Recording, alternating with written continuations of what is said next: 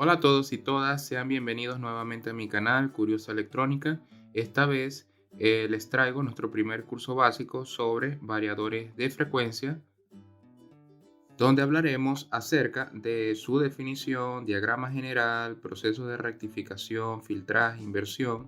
También hablaremos acerca de los motores de inducción, las partes de un variador, daremos ciertos tips y recomendaciones y por supuesto responderemos algunas posibles dudas que se presentan al comenzar a entender acerca de estos equipos.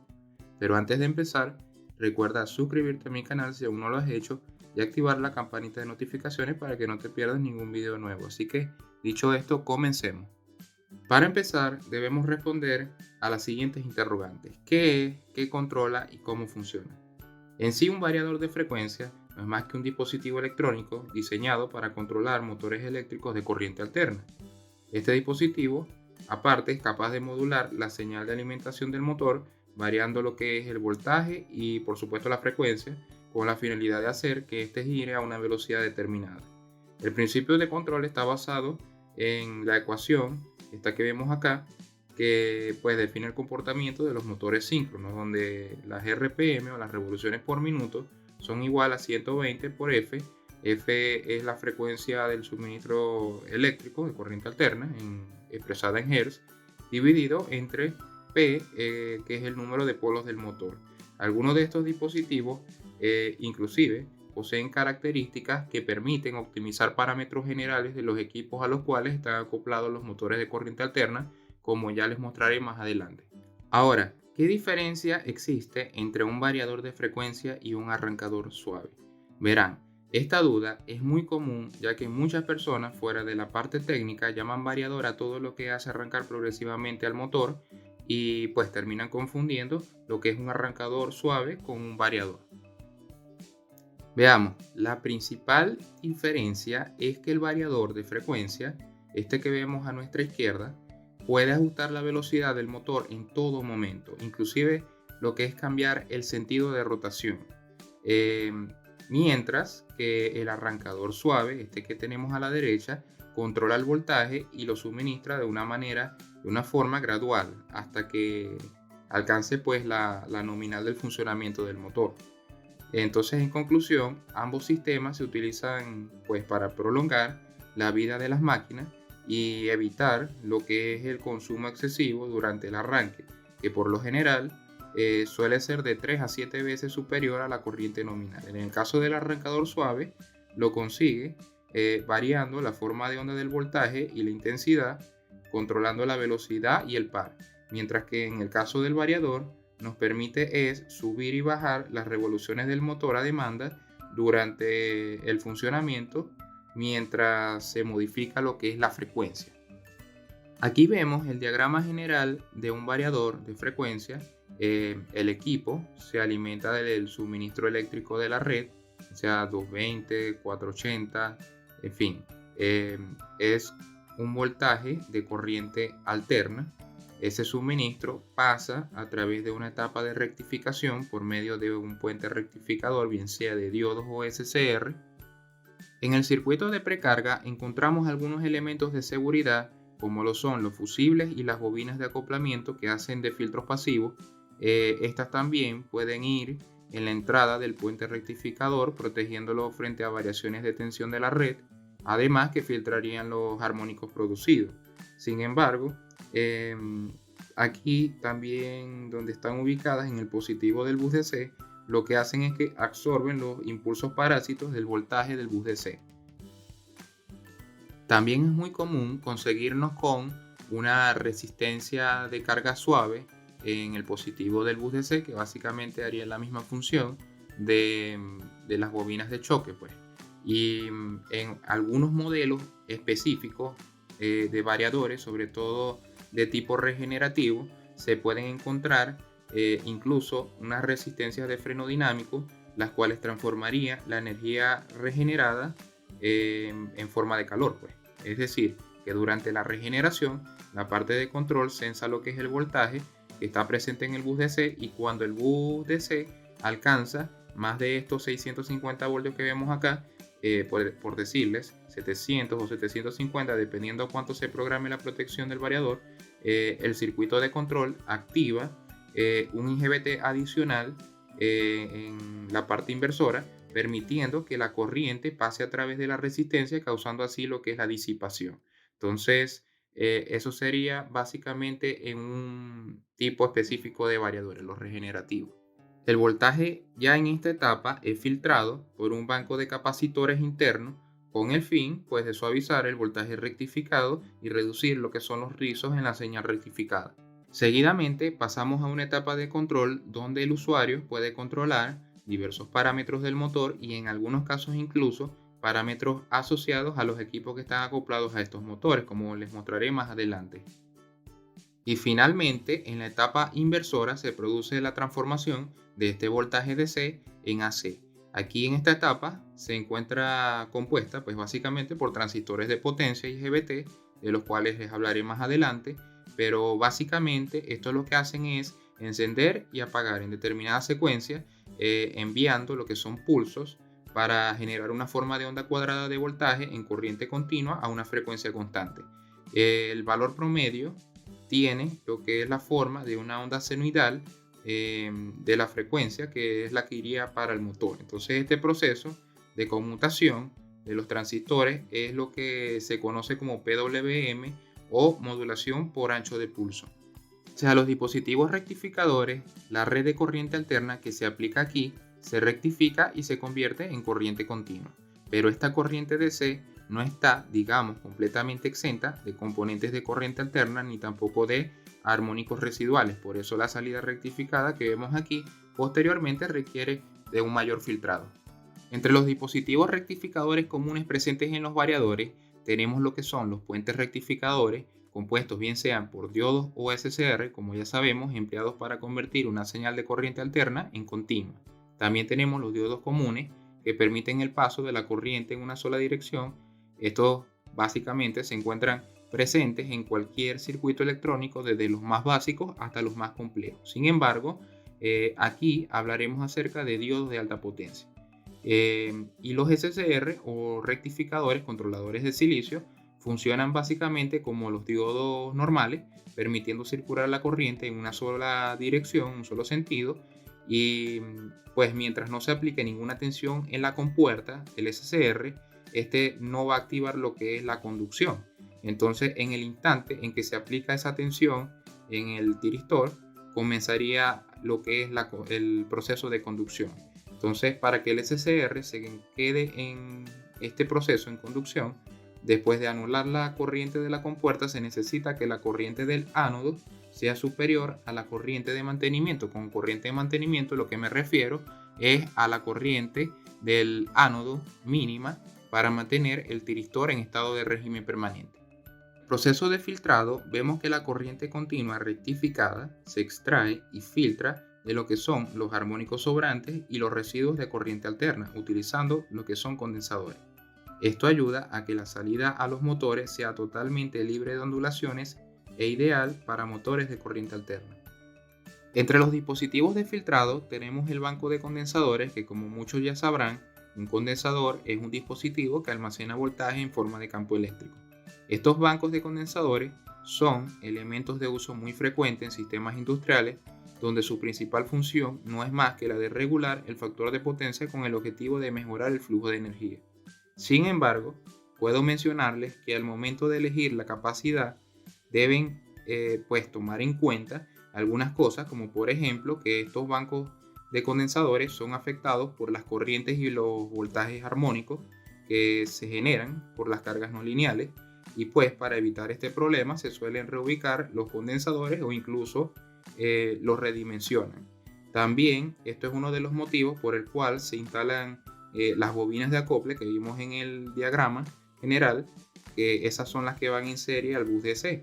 Entonces, para anular el efecto pues, de los armónicos. Esto mejora también lo que es el factor de potencia, y en muchos casos los técnicos o el personal que instala el variador opta por colocar lo que es el filtro de armónico. También en variadores grandes van a encontrar estos módulos de Power Supply que adicionalmente a las bobinas de acople se encargan de regular la carga del bus DC limitando la corriente que entra a los condensadores en el momento del encendido del variador. Aparte, ellas, como ven, ya traen incorporado unos CT, es decir, unos pequeños transformadores de corriente que sensan en todo momento el consumo de corriente que tenga el motor. Proceso de inversión. Como su nombre lo indica, esta etapa pues convierte o invierte la corriente continua del bus DC en corriente alterna a través de unos circuitos integrados de microcontroladores que están pues diseñados y programados especialmente para ajustar la frecuencia de salida junto con el voltaje de una manera proporcional, ¿ok? Y también crean una salida trifásica a partir de una entrada monofásica en algunos casos. Digamos que esta es la etapa que hace que los variadores de frecuencia pues sean especialmente únicos e ideales para controlar la velocidad de los motores de corriente alterna. Entre los dispositivos inversores presentes en los variadores tenemos estos transistores de potencia IGBT, o lo que significa por sus siglas en español, pues transistor bipolar de compuerta aislada. Este tipo de transistores es muy de uso común en los variadores porque verán, es como un híbrido entre un transistor MOSFET y un transistor bipolar. Básicamente se asemeja al MOSFET en lo que es el disparo pues, del componente, y se asemeja a lo que es el bipolar al conducir la corriente y la tensión en potencia. Una virtud de utilizar los IGBT es que también pueden hacer conmutar a frecuencias elevadas una cantidad determinada de kilohertz. Pero en variadores de modelos grandes, por ejemplo para motores grandes 250, 500 y hasta 1000 HP, van a encontrar también esta tarjeta Gate Drive que funciona para lo que es el control de la compuerta. Pues. En estos casos, esta sería la responsable de realizar el disparo de los transistores de potencia, así como pues, de suministrar los diferentes voltajes a la tarjeta principal. Bien, ya mencionamos que los variadores de frecuencia controlan la velocidad de los motores, pero ¿por qué preocuparse en controlar un motor? O más bien, ¿por qué utilizar un motor de inducción? Primero que todo, para eso debemos entender que los motores eléctricos juegan un papel muy importante en todas las industrias.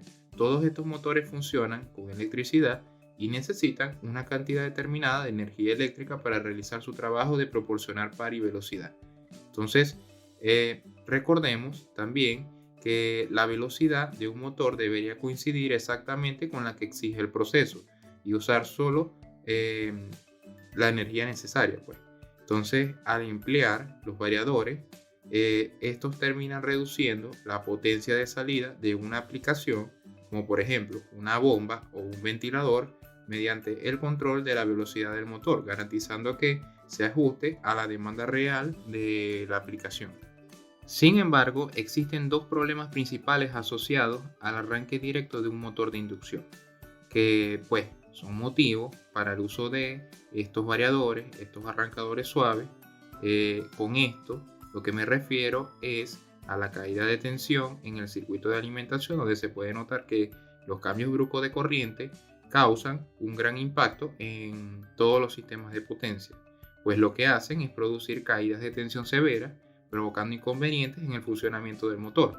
Por otra parte, tenemos el esfuerzo mecánico en el eje y la carga accionada a través de los cambios bruscos en la velocidad que en una máquina eléctrica pueden pues, causar que el eje de la misma y la carga conectada terminen fallando de tal manera que se hace indispensable en el contar con un control de velocidad y torque. Por lo general, en el proceso de arranque, la corriente puede alcanzar un valor de hasta 5 a 7 veces la corriente nominal y de 1 a 3 veces lo que es el torque. Veamos este pequeño ejemplo que les coloco aquí. Esto de aquí es un sistema de bombeo mecánico, también conocido como balancín en la industria petrolera, el cual funciona a través de un motor de corriente alterna. Ahora, imagínense que pensamos activar este motor acoplado a este equipo, todo lo que sucedería. Veamos primero. Podríamos provocar inicialmente una falla de tipo mecánica en la sarta de cabilla, esta que vemos acá. Habrían también esfuerzos mecánicos en la caja de engranaje, tendríamos problemas con las correas, además de una severa caída de tensión en el sistema eléctrico. Todo básicamente a la final conllevaría a una pérdida de producción por bajo nivel. Esta gráfica que vemos a continuación ilustra el control de velocidad realizado por un variador de frecuencia para un motor de inducción. Como ven, la velocidad está relacionada con el voltaje aplicado, la cual disminuye la corriente consumida y reduce lo que sería el impacto mecánico. Aquí les presento algunas ventajas del uso de estos equipos en la industria. Entre ellas tenemos, por ejemplo, operaciones más suaves, progresivas y sin salto. El control de la aceleración, desaceleración y velocidad. Recordemos, en el caso de los variadores, que esto se puede realizar en cualquier momento, mientras que en los arrancadores suaves no se podría, ya que ellos aceleran de forma gradual hasta llegar a la nominal. Tenemos también el ahorro de energía, sobre todo en el arranque, como ya vimos en la gráfica anteriormente, el aumento de la vida útil del motor, la compensación de variables en procesos variables, permitir operaciones lentas para fines de ajuste o prueba, también ajustar la tasa de producción, permite visualizar variables eléctricas tales como tensión, frecuencia, RPM, etc. Recordemos aquí también que algunos equipos tienen incluso con la función de optimizadores, y esto va a permitir también visualizar y controlar variables no solo del motor, sino también de los sistemas a los cuales están acoplados estos motores. Y para finalizar, el control del par del motor, o también lo que conocemos como torque. Esto de acá es otro ejemplo de cómo podemos conseguir estos equipos instalados en un proceso de automatización integral.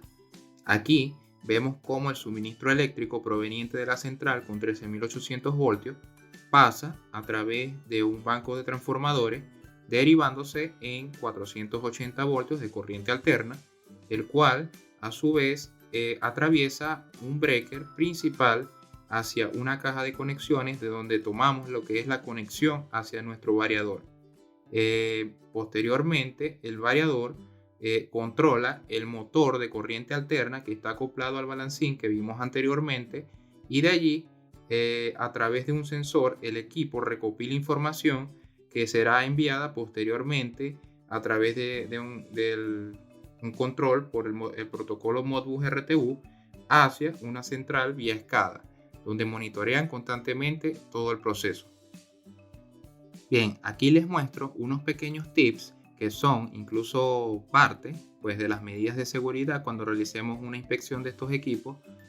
Siempre recuerden que aunque son equipos con muchas tarjetas electrónicas de bajo voltaje, siguen siendo de potencia tanto en la entrada como en la salida, por lo que es mejor siempre ser precavido. ¿Okay? Primero, los cables de potencia en la entrada. Siempre que inspeccionemos un nuevo equipo, debemos asegurarnos que se encuentre en buen estado, y también que estén estos cables conectados a las terminales, bien sea RST para alimentación trifásica o RIS para una alimentación monofásica. De igual modo, la potencia a tierra y el cable a tierra del motor, fíjense que estén conectadas a la toma de tierra del equipo, en este caso el variador. También comprobar el voltaje de entrada, si este está dentro del rango aceptable antes de energizar el variador. Comprobar la frecuencia de resonancia, es decir, las vibraciones cuando ajustemos el motor a la velocidad máxima. Desconectar todos los cables del motor del variador, a esto me refiero con el megado, para comprobar el aislamiento del motor con el Megger. Entonces, esto lo digo porque muchos técnicos desconocen, al no leer los manuales del fabricante, que la salida del Megger de 500 o de 1000 voltios DC puede fácilmente dañar los componentes de potencia del variador. Y por supuesto, nunca modificar circuitos o componentes internos. Esto de aquí es una inspección realizada a un variador de frecuencia, un modelo grande de 250 HP. Como podemos ver, tiene una cantidad grande de componentes de los cuales se inspeccionan. Sin embargo, siempre tengan presente lo que mencioné anteriormente, de que estamos trabajando con elementos de potencia y debemos tomar todas las medidas de seguridad necesarias. Y para finalizar, una serie de preguntas y respuestas que surgen comúnmente al momento de iniciar en el aprendizaje de estos equipos, como por ejemplo, si el motor y el variador deben ser de la misma capacidad. Verán, esto no es necesario, pero recuerden que para un buen funcionamiento se recomienda que el variador se dimensione en base a la corriente nominal del motor para obtener un mejor control y una adecuada protección. ¿Se puede usar un variador con un motor monofásico? Sí, la verdad es que sí se puede variar la velocidad de motores monofásicos dependiendo del tipo de arranque que utiliza el motor. Porque, por ejemplo, hay motores que giran nada más en un solo sentido, pero en otros casos sí es posible modificar su sentido de giro. Sin embargo, no es recomendable hacer esto, ya que van a terminar perdiendo una fase del variador. Esto nos lleva a otra pregunta común que no está aquí, la cual sería si se podría alimentar un variador en dos fases. Y es que en el mercado ustedes pueden conseguir algunos variadores diseñados para ser conectados en dos fases o tres fases, pero por lo general son para bajar potencia a lo mucho como para una capacidad digamos de 5 HP. De resto, recuerden que un variador viene diseñado para tres fases, pero sí se pueden alimentar solo dos si quitamos, por ejemplo, la alarma que viene en casi todos los modelos de pérdida de fase en la alimentación. ¿Los variadores de frecuencia producen armónicos? Pues sí, de hecho ya les había mencionado anteriormente acerca de los armónicos. Sin embargo, quisiera explicarles brevemente qué es esto de los armónicos para las personas que no manejan el término puedan entenderlo. Verá, la frecuencia de 50 o 60 Hz de la tensión que es suministrada por la empresa eléctrica, digamos, es la que llamamos frecuencia fundamental. En una condición ideal, esta frecuencia fundamental sería la única que estaría presente en la red, pero desafortunadamente algunas cargas eléctricas no lineales, como por ejemplo provenientes de computadoras, controles, variadores y sistemas de iluminación, por mencionar algunos, pueden hacer que aparezcan otras frecuencias en sus mediciones y estas frecuencias, vamos a decir, son múltiplos de la frecuencia fundamental que supongamos que para 60 Hz serían 120, 180 Hz, lo que se denominaría armónico de esta. Entonces sí, los variadores de velocidad generan armónicos. Recordemos que cuentan en la entrada con rectificadores y a su salida cargan un banco de condensadores para transformar el voltaje a corriente directa, por lo que esto hace que el flujo de corriente tenga una forma de onda muy diferente a la senoidal, causando una distorsión armónica en la línea de alimentación. Por tal motivo, se recomienda acoplar reactores o filtros de armónicos para mitigar esta distorsión. ¿Los variadores ahorran energía? Pues los variadores de frecuencia o de velocidad ajustan la velocidad de los motores eléctricos para igualarla a lo que sería la demanda de la aplicación. Esto, por supuesto, reduce el consumo energético de los motores entre un 20 y un 70%, así que un motor que opere a una velocidad menor a la nominal, termina consumiendo menos energía. Y bien, llegamos al final de este curso básico de variadores de frecuencia. Recuerden por favor suscribirse si aún no lo han hecho y seguirme a través de las redes sociales. Estoy como Curiosa Electrónica, donde comparto contenido a diario sobre curiosidades, tutoriales, ideas, recomendaciones y videos sobre física, electricidad y electrónica. También, si gustan, déjenme saber por favor en los comentarios si les ha ayudado este tutorial y quisieran saber más sobre este y otros temas que les puedo traer al canal. Los espero en el siguiente video. Saludos.